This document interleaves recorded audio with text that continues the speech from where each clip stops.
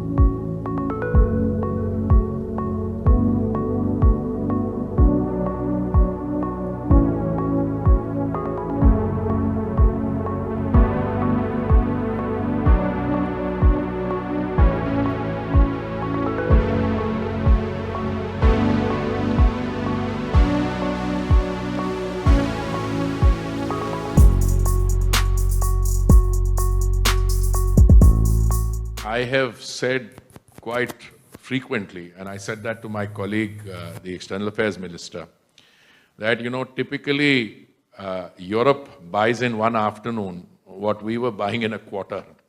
We ended the financial year 31st March 2002 with a total amount of imports of Russian oil at 0.2%. 0.2%. Yes, when 24th February took place, and in the months, if I remember correctly, April, May, June, in that quarter, of the first quarter of the next year, imports from Russia were significantly arose as a result of the, dislocation in the markets. But subsequently, other suppliers stepped in. And I think in the following months, I think another Middle Eastern supplier was at number 2 situation. I think the Saudis were number 1 suppliers always, and for one quarter, I think the Russians moved up. Then the other Middle East suppliers come. Look, let me make it very clear. India will buy oil from wherever it has to for the simple reason that this kind of a discussion cannot be taken to the consuming population of India, I mean, just imagine what has happened, the kind of dislocation and chaos you have in some countries. I don't want to list any, but let's say in India's vicinity, where for the love of money, there is no energy. And we have ourselves, in one particular case, extended assistance up to $4 billion, and a lot of that is in energy. So we have a moral duty to supply to our this thing.